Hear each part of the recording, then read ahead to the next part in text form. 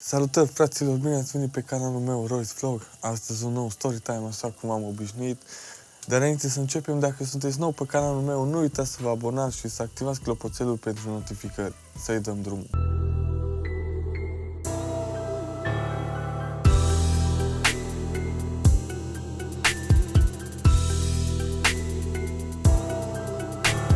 Fraților, astăzi o să vă povestesc ultima dată când am băgat eu cocaină.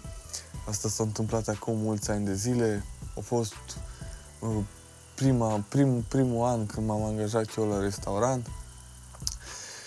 Și a fost 7 dimineața când am mers la lucru. Eram sus în garderobă, mă schimbam. Eu, încă 2 colegi de-ai mei. Unul dintre ei îi întreabă, vrei să bem o cafea? Noi zicem, da, hai să bem o cafea. Ne-am gândit că merem jos și eu fac o cafea. El, acolo sus, a făcut câte o linie, zic eu, și celălalt, ce asta, ce-i cu tine? Nu ești normal la cap, e 7 dimineața. Și da, mă, ce, hai să ne trezim, că asta ne trezește, că nu știu ce. Noi tot am zis că nu, că ești nebun. O zis că ai, mă, că numai una, că oricum nu am mult, că mai am jumătate de gram. Eu nimica toată, hai, numai așa la vrăjeală. Noi, ca proștii, am băgat. Toți trei am băgat câte o linie, merem jos. Vă dați seama că după aia urma și alte linii. S-au făcut cam 9:30 dimineața când treaba s-a terminat. Eram sus, unul dintre ei zice, bă, eu sun pe dealer să vină să ne mai aducă. Zic că trebuie, nu mai aduc, că suntem la lucru, oricum e mult de lucru, restaurantul e plin deja. Nu o să mai putem lucra, trebuie să vină și șeful, hai să terminăm aici.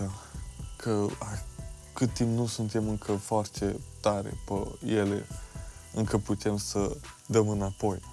Asta zice, nu, era cu telefonul în mână, zic eu, bă, nu suna. El zice, bine, eram sus, el merge pe scări în jos, în restaurant, și văd că ajunge jos, deja unde sunt oameni și mese și tot, și văd că tot se uită la mine și se ascunde. La restaurant este așa, un cuier de ăla unde își pun clienții hainele și se ascunde acolo după haine și sună pe ăsta dealer. Și eu cobor jos după el și el fuge afară din restaurant. Era nebunie, clienții se uitau la noi că ce-s cu fraierii ăștia pe aici, ce s-a întâmplat. Ăla fuge afară, l-a sunat. Dealerul a zis că nu vine, că ce cu tine, dimineața dorm, că dacă vrei ceva, hai la mine acasă. Ăsta era cu mașina, se urcă în mașină și pleacă. Lasă stațiunea lui liberă. Celălalt coleg care era și el pe val, i-a făcut și lui mesele până au venit înapoi, cam într-o oră. Atât au durat până au venit înapoi. Ajunge și șeful la restaurant. Noi tot ne-am mai întins. La un moment dat vine șeful la mine în bar, stătea acolo lângă mine, așa, în pulea, nu mă stătea. Eu eram invers deja, tot tremuram, nu puteam nici să mă concentrez să fac treaba, pentru că eram rupt și mă gândeam că mă vede că-s rupt și mi-era frică. Dar dacă puteam să mă liniștesc eu mental, atunci nu era nimic, că nu putea el să vadă. Și cum m-am agitat eu așa, deja începeam să transpir, se uită la mine și zice, Rola, ce cu tine, ești bine? Zic eu, da, bine, de ce? Zice, dar păi tot transpiri, afară e frig, plouă și tu transpiri aici, zici că ești în Hawaii. Zic eu, da, mai înainte am fost jos, am adus sus marfă, de-astea multe sticle și de-aia. Zice, ok. Și mere el se pune jos la masă, pe stațiunea lui unul care era și rupt, chelner. Și ăla tot vine și tot zice, de ce să stai aici, să uită la mine și ăla, și pe ăla l-a luat deja invers. Și eu cu celălalt chelner tot îl futeam de cap, că uite că sigur te-o ginit, nu poți nici să stai liniștit la lucru, că stă el și te analizează, că te controlează, atâta filme i-am băgat în cap, până la un moment dat ăsta vedem că merge se pune la șeful jos la masă, noi n-am știut ce vorbi cu el. Și vine înapoi și zice că mi-am dat demisia. Zic, ce? Ți-ai dat demisia? El lucrea deja acolo de ani de zile, de vreo 2-3 ani de zile, era unul dintre cei mai buni chelneri. Zice, da, mi-au dat demisia. De ce ai zis? Eu am zis că nu mai vreau să lucrez, că îs prea obosit, că nu mai am chef de chelnăreală și mi-am dat demisia. Zic, vai de capul meu, celălalt m-am gândit, ce film și-o luat ăsta. În fine, ajunge, în sfârșit, ieșim de la lucru, era 4 după masa, ieșim toți 3 afară, ploua în ultimul an, toți 3, am furat o umbrelă de la un coleg de lucru, toți 3 stăteam sub umbrelă acolo, îl sunam pe ăsta că nu mai aveam marfă să mai merem să luăm. Merem iară să luăm, merem toți fraierii cu umbrela aia, ne găseam unul lângă altul acolo, merem, luăm.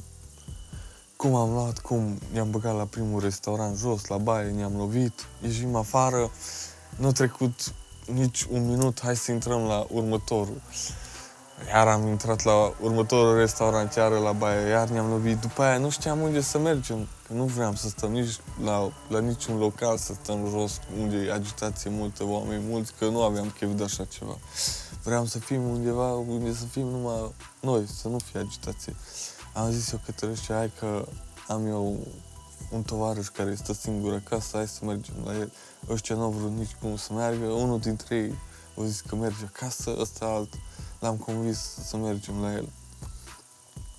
Mergem la el acasă și ne pune la el, era dezordine, era murdar, zici că zici, era haos. Ne punem la masă, ăsta n-avea nimic cu ce să ne servească, numai cu apă. Atâta apă ne-a tot dat să bem, că nu mi s-a făcut așa rău de la praf cât mi s-a făcut de la apă. Cred că am băut o cisternă de apă să mor. Eu deja eram balonat, am zis că nu mai îmi trebuie apă. Tovarășul meu ăsta era blocat pe telefon. Nu mai puteam nici să vorbesc cu el. Ăla nu vorbea cu mine, că el nu era pe film. Și zic eu către el, băi, dar nu te mai juca, ce te joci? El curgeau apele pe el, era acolo pe telefon, rupt, zic, stai, că acum eu fac bani. Zic, cum adică faci bani? Zic, către mine am găsit un joc prin care dacă fac puncte pot să fac bani. Și mă uit eu la ce joc se juca Candy Crush, fraierul. Zic, hai de capul meu, ăsta e pe filmul lui.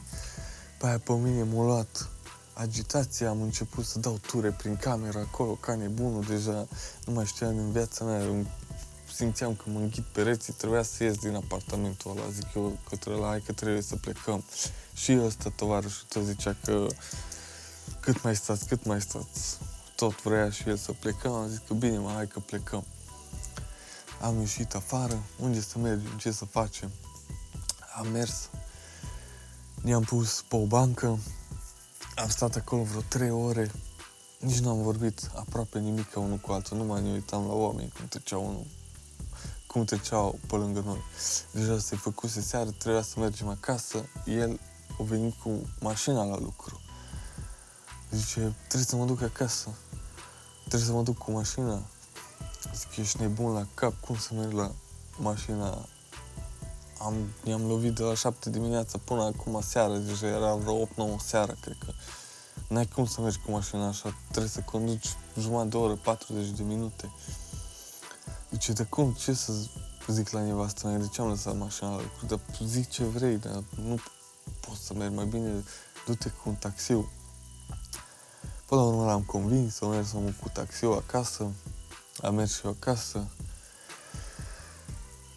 M-am culcat cu greu, am adormit foarte greu.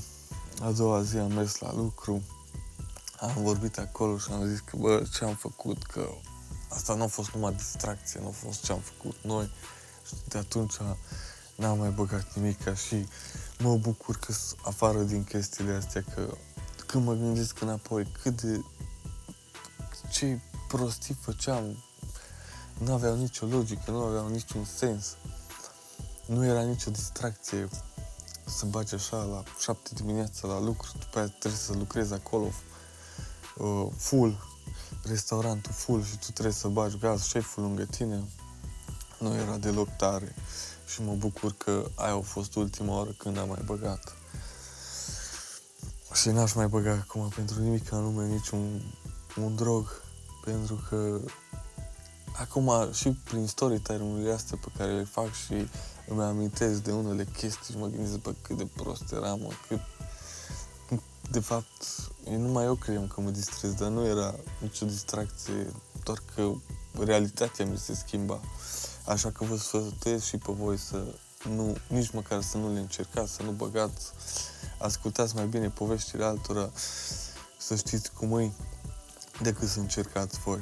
Ăsta a fost așa un scurt story time pentru ziua de astăzi, fraților. Nu uitați de giveaway pe care îl fac pentru membrii canalului.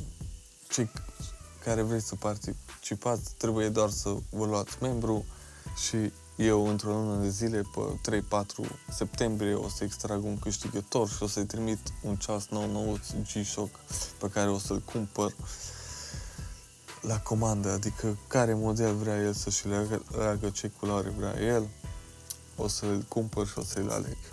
Voi aveți grijă de voi, fraților, nu intrați în probleme, nu încercați droguri, aveți grijă de sănătatea voastră. Pa!